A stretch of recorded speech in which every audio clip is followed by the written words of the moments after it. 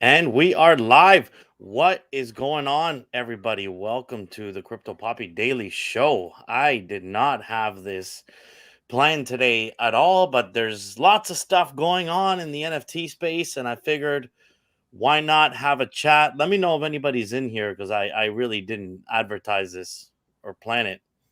So if you are here, hey, thanks for joining. If you're watching this after the fact, then thanks for watching the show. Please remember to like and subscribe, as those YouTubers say. And look, there's just a lot going on. So Ben and I decided we'll just do a live stream out of nowhere because I don't have a job anymore, and I can, and I love it.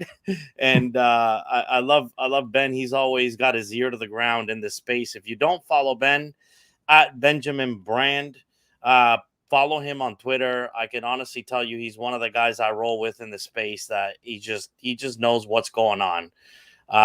And last night, Ben, you put me on to some alpha with the Mutant Cats. So Mutant let's Cats, talk yeah. because a lot happened while I was sleeping with the damn Mutant Cats. Yeah. Opensea decided to go after him again. So I think somebody had reported one of their accounts, right? That is their staking account.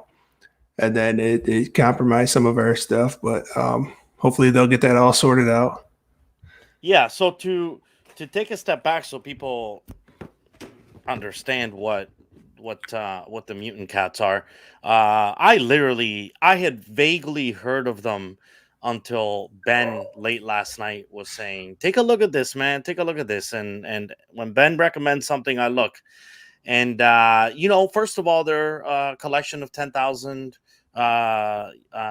mutant cats, and the art itself actually is intriguing. I personally like the art. I know art is subjective, but if they were just a 10K PFP, I actually think the cats are pretty cool looking themselves, and so I like that part about it.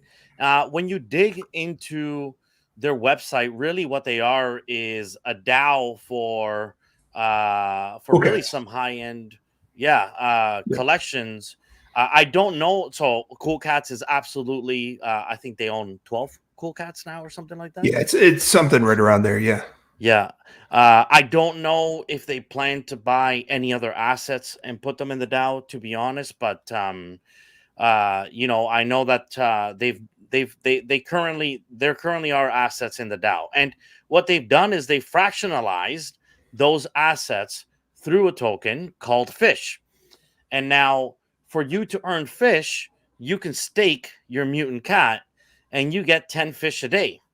Now, as I was looking at the economics of it last night, Fish was in around it hovers between $10 and $13. Marcus, I'll get to your question because I got a lot to say about this question. All right. But anyway, so it's in around $10 to $13, and you get 10 fish a day. So when I did the math, Mutant Cat was going for somewhere around 1.69 ETH was the floor. Uh, any cat that you stake gives you the same amount of fish. So a floor cat is just as good as a super rare cat when it comes to, getting your fish. And so when you do the math, as of today, and the price is still in and around what it was last night, I checked. If you stake one cat, you'll get about 1 ETH a month. Now, a lot of things have to stay the same for this to work out. Right. Yeah. Guys, this is never financial advice. I can be sometimes pretty careless in my investments, and to be honest, I feel like it's worked for me. It's gotten me to where I am. I don't overthink roadmaps and anonymous teams and like all of the other things that people look at as red flags. Um, I don't know. I don't. If you basically focus on red flagging a project, you'll literally convince yourself to not invest in literally anything. I Yeah. can give you a red flag about NBA Top Shot. It's centralized. There you go. Some people would say that's a red flag. I'm not dealing with it. But does that mean it's a bad investment? Maybe not. Maybe so. So just keep all of that in mind when I'm talking. Okay, I can be a little bit careless. I do have quite a bit of liquidity that I've built up over the last 6 months, and I can take a portion of my stash and say, I'm going in on this thing, and I don't really care if it goes to zero. And I have found that when I am careless that way, that it's actually worked out well for me. So sorry, but I had to say that. I don't want you guys FOMOing into Mutant Cats just because I'm saying so. So that's kind of what really interested me, is the economics of, hey, stake a cat, make 1 ETH a month, which is insane. You can't make that kind of money in any kind of investment that I've ever heard of. Of course, things have to stay the same. Now, I know you're going to ask about, well, isn't there a risk? This is a tokenized DAO. Is there a risk that the SEC comes after these projects at some point? Yeah, there is. I'm not a lawyer. I hear a lot of people talking about the legalities of what many of these projects are doing by introducing a token, and whether that should be deemed a security. I bet you, if you talk to a lawyer today, they wouldn't even know either. Why? Because there's no precedent in this space. And that's the one thing you guys all have to understand, is all of these things at some point will come to a head, because the SEC will decide, we're going to make an example out of this particular project. They're going to end up in court. It's going to be a year-long battle. And then it will be decided whether what some of these NFT projects are doing today are actually violating any SEC regulation or not. So it's very difficult for anybody to tell you today whether it's a problem or not. And at the same time, there's that risk. So please consider that the SEC could tweet out tomorrow, Mutant Cats, we're coming after you because we don't like what you're doing. Right. Mutant Cats will go to zero. And they can be wrong and they'll still go to zero. Okay, so Ben, tell me, what kind of intrigued you about the project, because you put me onto it? Yeah, so I mean, the staking aspect of it was one of the main things, and one of the guys had put out on Twitter, some of the economics behind the cats and the value that they see it going to. And not gonna lie, that kind of intrigued me. So then when I looked on the website and actually found that, right now there's 85,000 mutant cats that are already staked, and obviously there's only 9,999 of them. There's a lot of people that believe in it, and we're kind of in a down market. So when you're looking at a down market, but then you're seeing another project slowly rising from the floor, that's a pretty good indication that there's something going on with that project that's probably pretty good. So I figured at that point, man, I gotta look into this. And as I read on, there was some red flags, as you said, but sometimes the opportunity outweighs the yeah. That's it. Yeah. The value in that is just something in the real world that, you'd be like, okay, well, this person is clearly lying because you want me to put in $5,000 and you're going to give me $3,000 back every month. That's the possibility that this seemed to have. So obviously there's inherent risk. Like you said, the FCC or the SEC could come in and shut the whole thing down. Opensea's already, creating some FUD around it. So, yeah, nothing's guaranteed, and everything moves fast in the NFT world. So there's also that. Yeah, the interesting thing is that when Ben put me onto them, the floor was at 1.69. I remember I tried to buy that one. It failed because clearly people were buying up the floor. I didn't get to buy a cat until like 1.8 because people were you could just see them buying up the floor. And then when I woke up, they were at 2.7 ETH. Now, something did transpire, which was Opensea decided to flag. So you understand the staking piece. And this kind of freaked Ben and I out at first. And then we kind of dug in a little bit more. It was like, it's real scared. When you stake your cat goes and moves into a reserved wallet by the team that, so they're basically holding the cat for you. So you actually, by staking your cat, you have to pay gas, which is, the transfer fee to move it over to their wallet. Now, what they did, and by the way, you can stake your cat and unstake your cat anytime you want. There's no restrictions. You just accumulate fish based on the number of minutes, hours It seems to move by the minute, to be Yeah, honest, it not even does. by the Yeah. hour. Yeah, that you have the cat staked. So when you unstake your cat, it moves from that wallet back into your wallet. OpenSea, overnight while we were sleeping, decided to basically flag that wallet as a compromised wallet. And by doing that, they've stopped trading on any cat that has been previously staked. You can still put your cat up for sale. You can buy a cat if it has not been previously staked. Unfortunately, you can't on OpenSea if it basically has touched that wallet and come back. Um, Now, so the cats are trading on Rarible. There you can buy and sell cats with no restrictions on Rarible. The price seems to be coming down from where it was at its highs. It was at like 2.5 earlier this morning. It's at 2 ETH right now, actually. It's not too bad.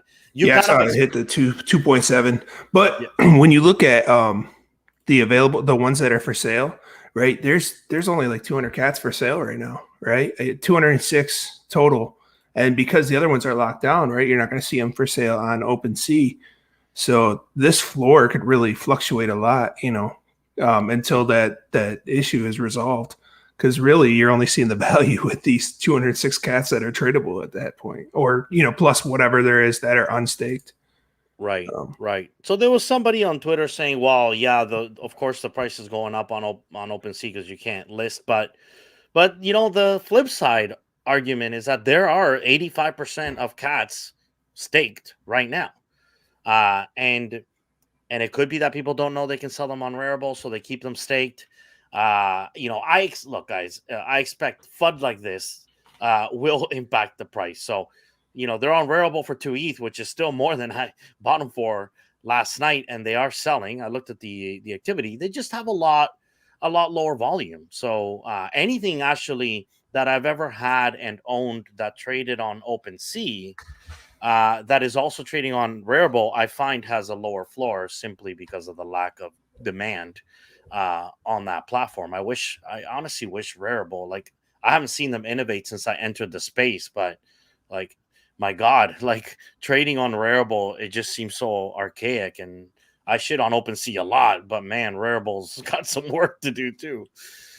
yeah, So, because honestly, somebody just needs to clone OpenSea and have customer service, and bam, you win, right? yeah, absolutely. So I think that's why I've been a little bit angry at OpenSea and taking it out on them. Like my frustration with them is really all about the communication. Like it's you we're always going to believe they're up to something no good if they randomly make what are centralized decisions, like saying who gets verified, who doesn't, when there's like billions of projects that meet the criteria that they publicly state, and then they don't verify them, and that silence has become FUD. So anything OpenSea does with silence turns into FUD for the poor project. Like, I'll give you a really good example: Qubits. So those guys have been working their butts off. Like, it's a team that I've supported from day one because I just seen how much work they're pumping out. They've long met the requirements to get verified on OpenSea, and they're still not verified. Now, they also don't have the funds like Mekaverse has. So a project like that doesn't actually survive forever if OpenSea doesn't verify them. It completely impacts their business. So, I mean, it just imagine this happening in real life. Like, what do they always say? 97% of small businesses fail. Well, what do you think is happening with this NFT space as well? That's what's going to happen, and what's going to potentially bring some of some of the projects down is not it's not lack of demand, it's not the team working their butts off and delivering value.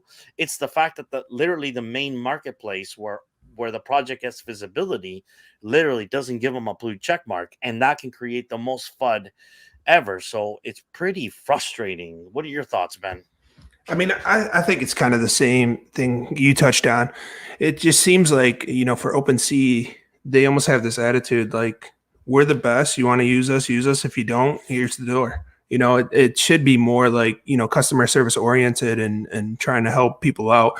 It just seems like, hey, we're doing these things to innovate OpenSea, but none of it is based around you. We're just going to make it a completely usable product, and whatever else you guys have opinion wise, like, we don't really care about that. Yeah, and oh man, I went into their Discord for the first time last week. I don't know why. I regretted going into that Discord because one, for a multi-billion dollar organization, their Discord is dead. They have no employees roaming in that Discord. Now I understand why people are getting scammed so hard when they go and ask questions on OpenSea, because if you're desperate and you're in a situation where you're either desperate or you're distracted, which can be two things that can lead you to make the wrong decisions, and you walk into that Discord and ask for help, and next thing you know, you got Nate, previously right, cloned account, DMing you saying I'm here to help you. How are you really supposed to know any better if the only method of support that they encourage is to actually go into their Discord or ask Nate, who's no longer there, on Twitter? And to your point, Ben, they literally, it's a multi-billion dollar organization that cannot afford to hire offshoring resources to help people through their issues. It's just Yeah, crazy. it just seems like development and bottom line is all they care about, and Yeah. that's So it. hey, look, the good news is Coinbase just Right. announced that they're building their own NFT marketplace. Now, don't get me wrong. There's people that use Coinbase today that complain about the lack of technical support that they have on the crypto side as well. I've definitely heard that. So I'm not coming to tell you that Coinbase is going to save the world and come in and build a solution that we all want. Because at the end of the day, they're still centralized. They're still going to probably have some verification process. It's going to be interesting to see. Like, if I was to guess, all right, if I was to guess how the Coinbase thing would go, is my guess it would be more difficult to get a project up on Coinbase NFTs because they're not going to be. This is a legit company, guys. Like, publicly traded company. They're not going to be all about people getting rug pulled on their platform. So if I was to guess, you're only going to see legit verified projects on there, kind of like the way Solana Art .io does. For they don't actually put up projects until they sell out a project. For example, that could be a thing that Coinbase decides. Whatever they do, they're going to take a more cautious approach. So it'll be good for trading well established NFTs. They put Ghost on the front page of their announcement, which I thought was super cool because I think all of us in this space can relate to Ghost, and whether we bought Ghost or not, I think it's a legitimate collection that people love, and so Yeah. I thought that was really cool. What else you want to say about this, Ben? Yeah, I mean, you can see what they do with their coins, right? I mean, it's not like there's certain coins that have been out there forever in the crypto coin space that just aren't on Coinbase. So I assume that's going to be the same way with the NFTs. They're just going to want to, um, they're not going to be one associated with the rug pulls that happen within the environment. So, if something happens to you, they don't want you going back to Coinbase and telling them that, hey, this is your fault. Like, you guys listed them, like, give us our money back, right? Where OpenSea would probably be like, hey, I'm just not going to respond to this person. Like, Right. Coinbase would obviously have a much bigger imprint. They're traded publicly, so um, they Yeah. obviously got to take more precaution with some of that stuff. But not financial advice, but I definitely look at that stock right about now, Coinbase, just in case it is good. I mean, I don't know. There was no kind of word on what's coming outside of an NFT marketplace and some of the major players that are coming with it. But um, any type of competition, I think, is good, right? Because all it does is innovate the space for the most part. Yeah, I think that's the most important part about it all is we'll definitely talk about that Society because we Mr. Lopez because Ben and I are definitely have been tinkering quite a bit with Solana lately. But yeah, and that's one of the things that Solana has basically is they have multiple marketplaces and they have people kind of rushing to the top to build the most functionality. We're seeing innovation in the Solana marketplaces almost every day. There's like new features that one of them is bringing out. So to Ben's point, you know, Coinbase may not be here to save the day. They may not be the ones that we're actively trading in, or maybe just for the big blue chip NFTs. That's where we'll be trading them. Maybe the volume moves there for that. But the most important thing is that I think it just, sends a message to OpenSea, right? Like you got to start acting like a multi-billion-dollar organization, or people really just will head anywhere else. I think right now, for me, I'm so mad that I'll go anywhere but OpenSea. Yeah. I mean, I can't do Rarible yet, but yeah, no, it's Oh, it's I just know. something, Yeah, And then obviously Dingaling, right? He's coming out with his as well. Sounds like more of a trading platform, but that's some welcome competition as well. So there's definitely some players coming into the space and coming for OpenSea's next. So we'll see. yeah. We'll see. We'll see. Hey, Solana NFTs, Solana art. So, yeah, Ben and I have been trading some Sol NFTs. I can't say I've nailed one yet, so I can't say that I've bought one that's mooned yet. How about you, Ben? No, and I failed on some of the mints as well. But there's definitely some of the NFTs out there that I've been watching. Like I was looking at those sharks, um, Right, and then obviously the boss bears coming out. Right, we'll see how those go. Um, but yeah, there was another one I was talking about today. I can't remember it off the top of my head, but that was definitely one I was looking into because it was similar to the Mutant Cats. It was Meerkat, right, Meerkat right, Millionaire Country Club, right, right? But instead, it's a kickback from the sales, the secondary sales. They do like right. 85% or something like that. So somebody, they said they just got their listing out and it was like 0.404 sol, which isn't too bad, for a kickback, and that's weekly. So similar similar situation with the Mutant Cats, but I don't know. What are your thoughts on that type of? I mean, obviously it welcomes the SEC, but Solana's a little less. Yeah, Little, yeah. I think a lot of things are. I think all NFTs really welcome the SEC. They just haven't started paying attention. And my prediction that I've openly said is I think the thing that truly, truly, truly, truly starts a bear market in the NFT space is the day SEC turns their attention towards us. I kind of think it's inevitable. I trade like it's going to happen tomorrow. If this goes another 6 months or a year, amazing. 2 years, who the heck knows? But at some point, some politician uh, with public visibility is going to say, hey, people are making a lot of money over there and they're getting hurt. Now they'll use the excuse of people are getting hurt, so we're going to go protect them, because just the mere fact of how many rug pulls happen in our space is enough for them to turn their attention into here. Not even the tokenization that's happening now with NFTs, but literally just the rug pulls is enough of an excuse for them to say we need to go regulate that environment. And it would take years for them to figure out how to regulate NFTs, but it just takes for them to say we need to go regulate and it's over. We've hit a bear market. NFTs will drop drastically in price. I don't know when that's coming. I have no clue, but I would trade like that's going to happen. So, one of the things I do is when I invest in a project, which is why I rarely, by the way, invest in a project that's at 2 ETH. Mutant Cats for me is like a huge exception. I typically don't go near. If something's gone to 2 ETH, I'm like, I let it go. I'm like, whatever at this point, doesn't matter. And it served me well in many cases.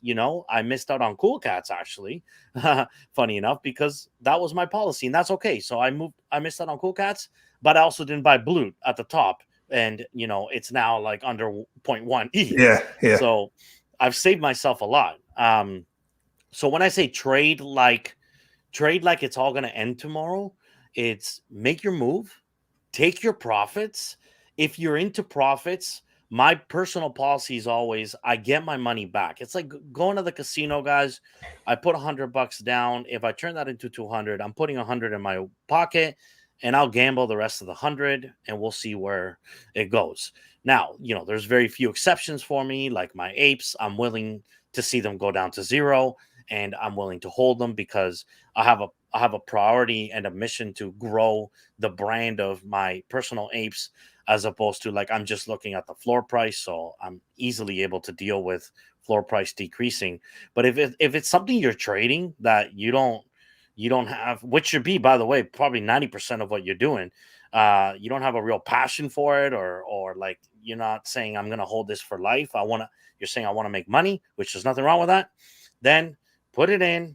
If you're into profits, take some of your profits off the table, let the rest ride. If they go to zero, hey, it is what it is. And that's kind of the best advice I can give you guys, because we are in a volatile space and we don't really know what's going to happen tomorrow. Any other thoughts, Ben? Yeah. What I could also see happening is like OpenSea being the biggest player, what they did with Amazon. So for the longest time in the States, Amazon wasn't charging taxes, right? So whenever you bought something on Amazon.com, you get it much cheaper than you go to the store because you wouldn't have that sales tax on top of it. So they could put some sort of regulation on OpenSea where it's like they gotta charge that tax per NFT and keep track of all the sales and everything for that individual. Because I think they even do that to eBay now, and you got to fill out a form for your taxes and everything like that. So that's one other thing that potentially they could come down and regulate in that way. They might want to be aware of. Marcus, this is a good question. When it comes to taxes, man, we are really, really early in the space. And I actually did book a meeting with my accountant. I explained that I was trading apes for dogs for cats. And now I got to explain that when I stake a cat, I get fish token back. I'm making a lot of money off of fish. Yep. But fish, is $1 today, $10 tomorrow, and $1 the next day. Right. So it's a tough. This is gonna take a while to sort out. Like I'm in Canada, so the CRA, I think, is just finally starting to wrap their head around crypto, like traditional crypto. And yes, it is up to us, the investors, the traders, to report to the CRA whether we're buying crypto. And for sure, there's different ways that in Canada, which I know the IRS is the same. Depending on what you're doing with your assets, they can consider it long-term inventory holds, which are taxed differently, like capital gains, versus if you're actually trading NFTs every day, you can actually be considered a trader, and that can be taxed as income. So there's a whole lot of gray going on right now. One of the things, I don't get too worried in the sense that if I did ever want to map it all back, MetaMask has the history of all of my transactions, and you could always pull out a spreadsheet and start crunching, including gas, by the way. How do you even claim gas? I mean, gas as a should be, loss. Yeah. it should be a loss and expense to what you're doing. But I at least in Canada, like we're not doing our taxes for this year until next year, right? So I think next year, I hope that we're going to start to see some better tools developed that will connect to your MetaMask and give you intelligence around here's how much you've actually spent, how much gas you've paid over time. All of those things are sitting in our MetaMask, and I think as the NFT space in particular matures, then hopefully we'll start to see some tools that help us. I know there are tools now, and I haven't used any of them, but my understanding is still kind of early with those tools. Yeah, I just feel like if you're making enough to afford an accountant, like you might as well get one, right? Because this is kind of touch and go space, um, where you just don't want to end up on the the wrong side of the law with this one. So it's better to consult a professional than to rely on any advice from one of us that really doesn't do it for a living, right? There's probably certain loopholes that they may have, and there's other things that you may have to follow that you may think you don't have to follow. So yeah, I mean that'd probably be my best advice for it. Yeah. Yeah, when and this is not advice, guys. I'm not an accountant. I'm only telling you how my conversation went with the accountant. They took the route of, and by the way, the CRA can take a different route if they feel like it. You never really know unless you get audited, and then because there's no precedent again. So you never know until you get audited, and then you work through it with the CRA in Canada, if that ever happened. But their advice was, do what you do up there in terms of like changing cats for dogs and apes. When you convert to fiat is when you really, need to start thinking about claiming taxes and track that. So how much fiat did you put in? What was the value of that? And then sure, you made trades and you made money, but the big part is when you actually take it out into the fiat currency. And that was when I was way more passive and not living off of this as I am now full time in the space. So I think I could have gotten away with that if I was just buying a couple of dogs and cats and horses and minting things here and there. I'm an active daily trader now. So I really do have to figure out now whether that still holds true or whether the CRA is going to consider every single transaction that I make. Every time I mint something and then sell it, is that a taxable event? Because if they do deem that as a taxable event, then I need to track every single transaction I've ever made and not just when I'm withdrawing into crypto. So, guys, nobody can give you advice on this. None of us. I've never met somebody in the space. And I know guys who have been in the space since well into last year, okay? That Ben and I kind of roll with in communities. And we talked, and they're, whether they're in Canada, Australia, the US, everyone has the same questions. No one has the answers. And we're all going to figure it out as we go along. And especially, I think, next taxation season, I think we're going to start to see more knowledge, more alpha, more tools that are going to help us out with figuring out how we're going to do taxes for this year. Yeah, and I'm sure there's things that are expensible too that go into it, right? Outside of the gas fees, like so you have, your computer, the space that you're doing the trading in, the electricity that it takes to run it, right? The internet that it takes to be able to get out to the website. So there's probably going to be things that offset, some of the gains that you see that you're just paying on a regular basis and not even thinking about. So keep that in mind as well. Yeah, that brings up a point I've always thought about. How's the CRA or the IRS going to look at a rug pull? So rug pulls, right? Depending on the time frame, Pix Puppies, a project that I'm now heavily involved with. A month ago, I would have told you was dead and was a rug pull and would never come back to life. So what does that mean? Can I write that off?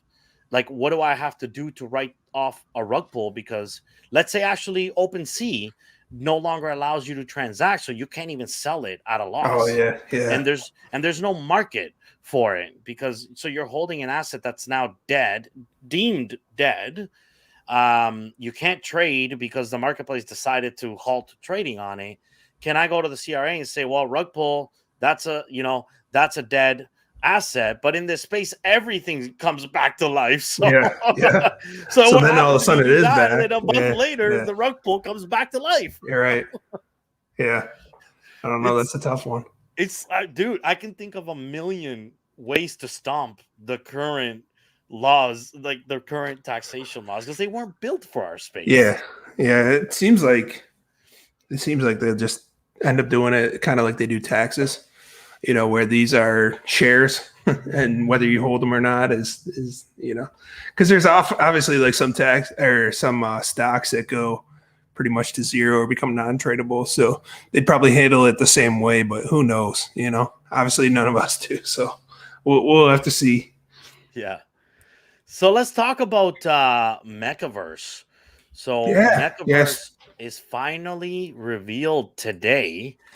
Curious, Ben. I don't think you got into Mekaverse. You got into the mint, right? None of us in our community did that I remember of. Yeah. No. There's one guy that got through, but that was about it. I don't know anyone else that did.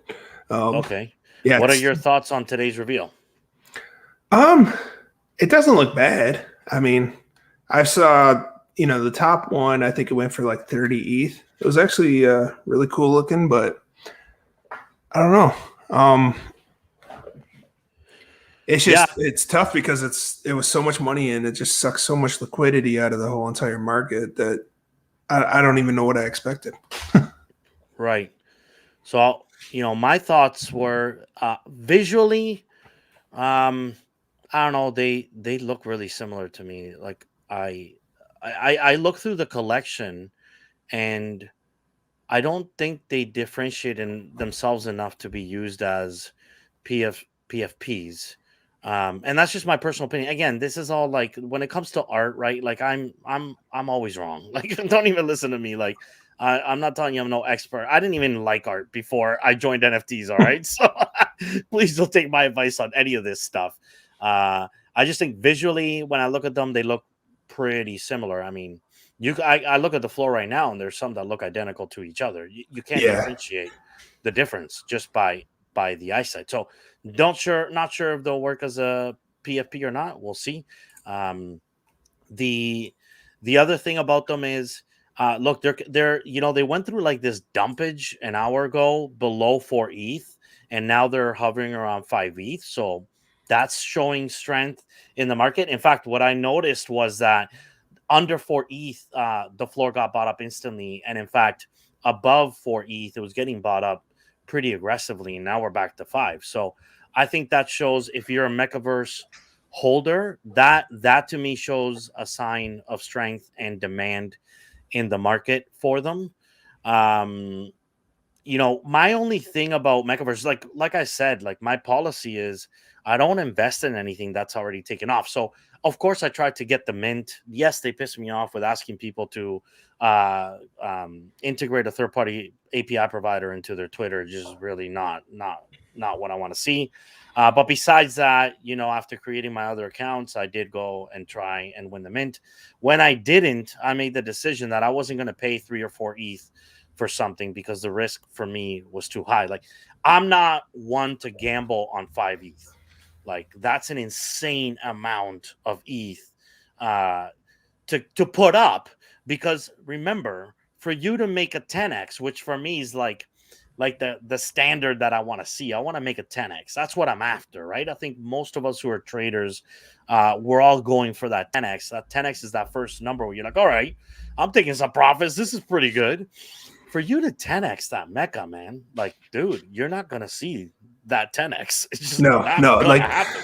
literally, like when I was playing it, the whole thing, I was playing it for the lotto play, right? Like I know if I win one of these, I'm already seeing the market going for like 6 ETH, right on somebody, winning this lotto and being able to mint. So it was never a long-term play for me. In fact, after it was all over, I ended up leaving the Discord. Right.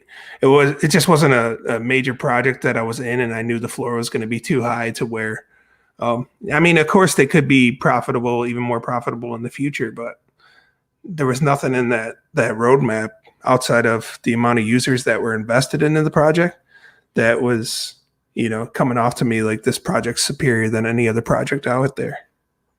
Right. So yeah, my only advice with the mechas is remember, if you're going to invest 5 ETH, which is the floor now, or even if let's say you did win the mint, what was it again? 0.2 or 0.4? Yeah, it was 0.2, but Low, you man, you get a compared to what's chance that. to mint 2 of them, so it's 0.4 if you Right. went for the 2. Yeah. Right, that's what it was. So you've already 20x'd your investment. Just remember this. The chances of you 20xing that investment again in Mekaverse are almost zero. Like, however, if you take that 5 ETH profit and you diversify it into 3 different projects that you like, that are minting at 0.05 or 0.08 or whatever price you like and whatever project you like, the chances of you 10, 20xing that are much higher. Now, remember, I'm all about trading here, guys. So this is this talk isn't for everybody.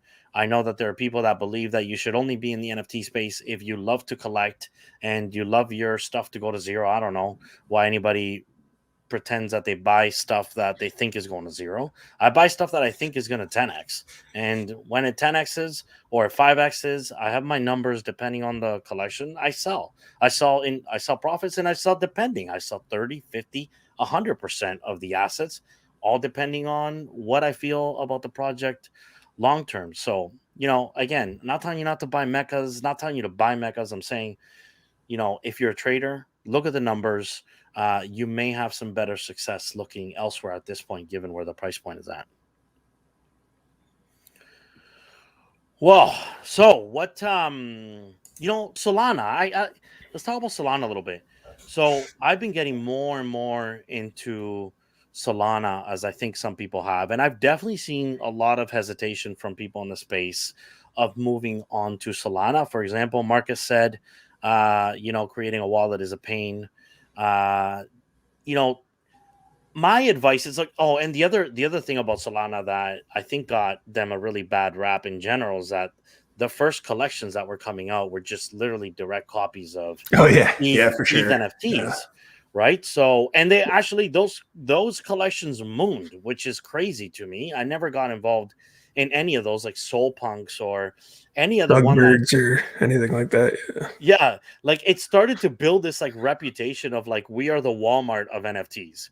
Come here, right? Or like Hey, it worked over there. It'll work here too. yeah. And and it's interesting that they did well. They're not doing so well anymore. But personally, there, if in our Discord, we have all the drops that come out every day, and there is no doubt that I am starting to see a lot more Solana drops every single day, and some days are now owned by Solana drops over ETH drops. Right. So there's no doubt to me, guys, that there's demand on that platform, that there are people that are making the effort and starting to move over. And there are quality projects coming out where they're not a copy of anything. They're a hardworking team. The art is good.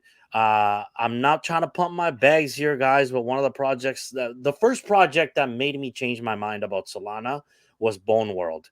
And I actually converted ETH to Solana, and then for like 2 weeks, it was nice because Solana just kept mooning, and I couldn't find any NFTs that I wanted to buy on Solana. It was all crap.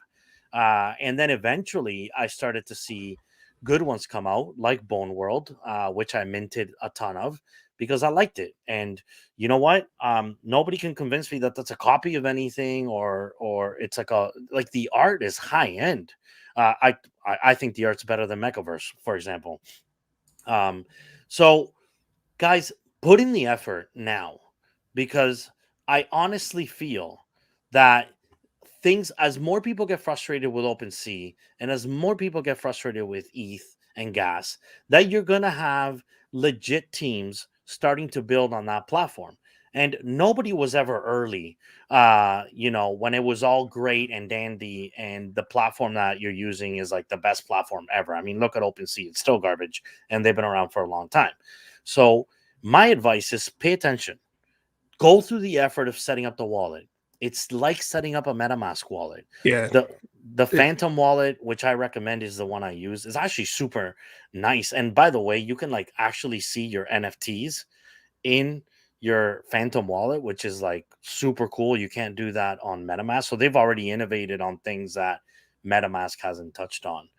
But guys, if you ever want to be early, like, do you know how many people I know told me they didn't want to buy an ape when I shielded to them at zero point 0.1 ETH because there was uncertainty. They didn't want to get involved. Creating a MetaMask wallet is a pain in the butt. Well, guys, I mean, look what's happened. I'm not telling you everything on Solana is going to do that, but if you feel like, oh, I got to go learn something new, then you're probably early. So think about that. Any Yeah, and thoughts on that, plus, Ben? like I was saying, the MetaMask, like you said, when you set up MetaMask, it probably wasn't the easiest thing in the world to set up at the time either. But once you have it set up, like they're pretty similar to probably what you went through when you were setting that up. And the other thing is too, I found with obviously, do you guys have Coinbase over in Canada? We do. Well, a Okay. Canadian version of Coinbase, yeah. Yeah, so I noticed it's on there too, and the gas fees are super low. So when you buy Solana on Coinbase and then transfer it to your Phantom wallet, there's not much fees associated with it compared to when you're doing it with the ETH. Yeah. So the process to onboard yourself onto Solana is basically get a wallet, buy some Solana. You cannot buy Solana on MetaMask. You have to buy it depending on where you are in the world. It's going to be in different places. In Canada, I still have a Binance account. I'm grandfathered in until they finally boot Binance out. So I can still buy Solana on Binance, but we can buy it on crypto.com. We can buy it on Coinbase. In the US, I know. We can buy it on Mutant now in Canada as well, but you can't withdraw it yet.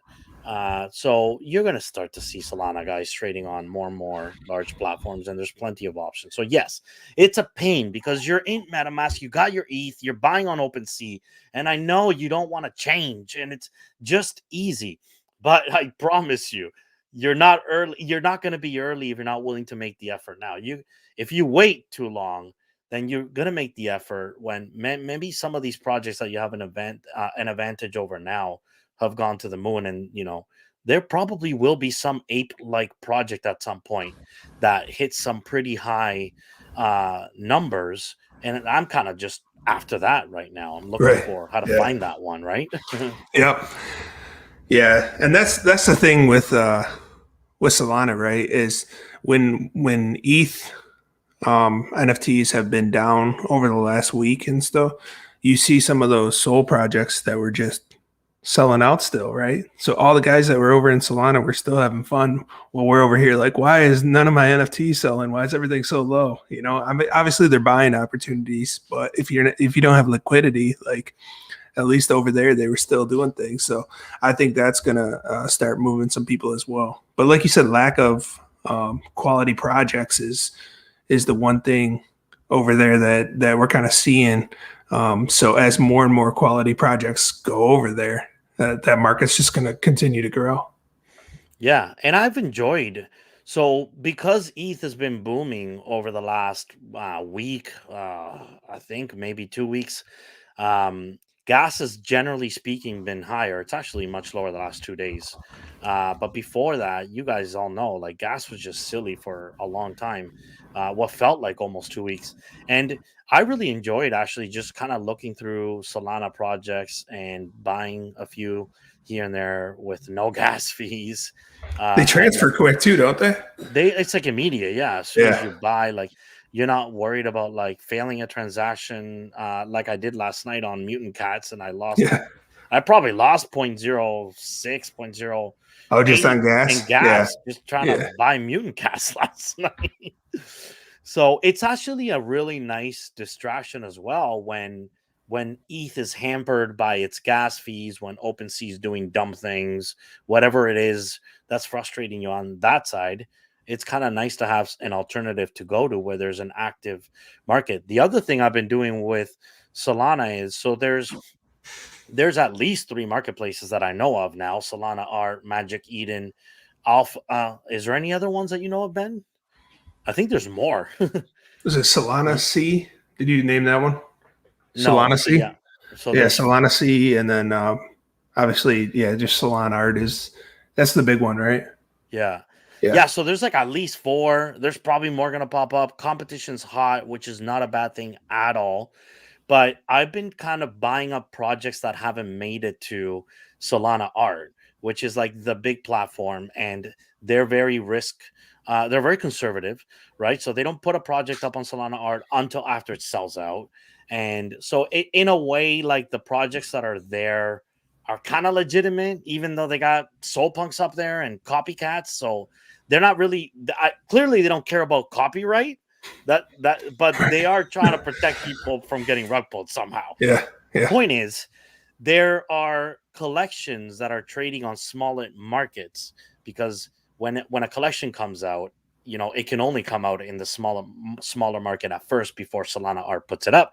And I've been speculating a little bit on buying stuff in smaller marketplaces, and maybe when they hit Solana Art, they go up. And I have seen it. Unfortunately, I never participated in it. It was just observing from afar.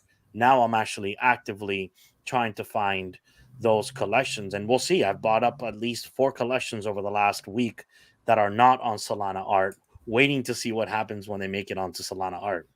Yeah, and they do seem to like 5x too, right away if they sell out the Solana projects. The other thing about it is like the numbers that you're dealing with. So once 1 SOL, 0.5 SOL, like it just sounds so cheap when you're spending 1 token as opposed to 1 ETH. Right, yeah. And when way it's more expensive. and it's worth what 150, and so it seems like you're spending a lot less. So when it's like 13, you're like, oh, that's not bad, but meanwhile it's like half a ETH. Yeah, and don't underestimate the fact that even the psychological effect of a currency that's worth a lot less can 10x faster than something that's worth more. And so we have seen projects on Solana go from 1 ETH mint to 1 SOL mint to 30 SOL floor. Like Right. I've seen that happen. That's a 30x. And I've seen that happen from afar. I just haven't participated in it yet. Yeah, and that's probably some of the best alpha for being in the environment is not only are you buying projects to eventually go up, but you're also invested in that currency, right? So Solana is pretty low overall, but it has a chance to eventually moon, right? The more people that it gets over to it, and the more it becomes more relevant. It's at a low base considering ETH being at what 3,500, and you're looking at Solana and it's at like 150 max. Absolutely, A lot of room to grow. That is such a good point, man, and that held true when we saw the last run up from all of crypto. Really, Solana was outperforming, for sure, outperforming Bitcoin and outperforming Ethereum as well. Like Ethereum is now like the Titanic, right? So to innovate on it, to push it forward, it's gonna over time become more stable. I know it sounds crazy to think that, but absolutely, I think it's going to become more stable over time, and that's speculating on something that is perceived to be much cheaper because market cap. Most people don't look at market cap, right? They're looking at the price of the token, saying, "Ooh, I can buy one of these for $150." Right. You probably have a bigger opportunity in something like that, as long as you believe in the token and you believe in what they're doing. And I'm like becoming a soul head. They got a name for us people now, man. They're calling us soul heads out there, Ben. I know. But it's just so tempting, Well, you know what, guys? It's like if I stayed an NBA Top Shot maxi, not that I ever was, by the way, but and I'm sorry if somebody in the audience is an NBA Top Shot maxi, but I think in some ways wanting to explore new things all the time, looking for where the next pump is that I can make money on, has served me really well in this space. I actually think, when I FOMO'd into NBA Top Shot, if I stayed there and I spent all of my liquidity on Top Shot alone, I still be in the red, by the way, because I'm still in the red on NBA Top Shot. Now, me exploring MetaMask, which, by the way, was like Solana Now, which was like this pain in the butt thing to do. Oh, I got to create this MetaMask address, and like, people are getting rug pulled over here, and like, what are we even buying? And these things are going to zero. If you follow all that narrative, then you wouldn't have gotten into MetaMask. You wouldn't have bought apes. You wouldn't have bought cool cats, gutter cats, like. All these amazing projects that are now considered blue chip projects came from a time of uncertainty, of exploration for people. And I think that's the phase that Solana's in at now. So don't become a maxi anything. I'm like anti maxi anything, to be honest. Yeah, I mean, you talk to the person who handles your 401k, or you talk to a stockbroker, and what's the number one thing they tell you to do is diversify, right? So why wouldn't you do the same thing here? Yeah. Yeah. All right, guys. Well, Ben, I know you got a daily job, man, and you probably got to get back to work. It Yes, was sir. still a really nice chat, man. Totally impromptu, Yeah, off the hook. And it was if good you though. watch, Yeah. yeah. Dude, I know you and I, man. We never have we don't run out of things to talk about. Like, No, no, there's always so much going on, right? absolutely. And I do we want to make this a regular thing. I've been talking to Ben offline about having a show during the day once a week, Crypto Poppy and Ben, and bring you the most up to latest the best and latest greatest news. Still trying to figure out what time works best for everyone involved. One of my issues is I got I've met a lot of Australian friends, and it's like 3 a.m. for them at noon, but I really do want to make a show in the middle of the day. Right. I'm kind of missing out on being able to bring some really great guests that want to be a part of the show because they're just on the other side of the world. So you guys, listen, if you're listening to now, or if you're listening to this now, or you're listening to this later on, let me know what time would you want to see a Crypto Poppy daily show, or a day, or a show every other day. Do you want to see something 9 a.m. Eastern? Do you want to see noon Eastern? Do you want to see 3 p.m. Eastern? Or do you want a nightly show? And then my wife can kill me because, part of me going full time into the space is that I would have more time at night, not having a day job. But you know what? If that's what the audience calls for, then that's what we're going to have to deliver. So let us know, man. Ben, appreciate you always being around, having your ear to the ground, helping to teach the community about what's up and coming. Any final words? No, man, it was great talking to you. I love this. All right, Jackson. Let me know what time zone you're talking about. By the way, if anybody's gonna tell me tell me the time zone. But yeah, awesome, man. Thanks for coming. I know you'll be on here a lot. We've by the way, guys, like, I'll just let you know now, we're building a community. I'm not launching the community until we are ready to do so, until I know that I can provide value back to you. So there, my background there is a little bit of a hint as to what's coming. A community of traders is coming that we're all going to participate. For example, 75% of our community still not on Solana. So how do we teach people to onboard onto Solana relatively quickly? If your issue is that it's a pain in the ass to do this, I want to build the documentation, the guidance, and have all of us available to you to support you in that journey and make that really quick for you. Because honestly, you should not have to learn on your own. You should not have to repeat the mistakes that we've all made. And we want to be here to support you and make this a very easy transition. And my goal of building a community is to bring net new people into the space. I'm done with this being a space that people look at from afar and go, I'm not getting involved with that because it's risky, it's rug pull, it's not my thing. Like, look, if we're gonna grow the NFT community as a whole, if you want your NFTs be worth more, then somebody has to take ownership of bringing people on board, making it easy for them. Hope everybody's gonna get rug pulled. That's a given in this space, but you need a community to roll with, to ride with. And when you do get rug pulled, like we did a couple of days ago with koalas, you know, we laugh it off and whatever. We're on to the next thing. Koalas are one of like 20 things we've invested in. So you kind of expect those would happen. So anyways, guys, I'll tell you a lot more as I continue to build this out. It's happening in the background right now. And when we're ready to launch, then we will launch. Thanks again, guys, for stopping by. Thanks for listening to our ramblings. I hope this taught you something. And don't forget, hit that like, hit that subscribe, and we'll talk to you again soon. Checking out now. Peace.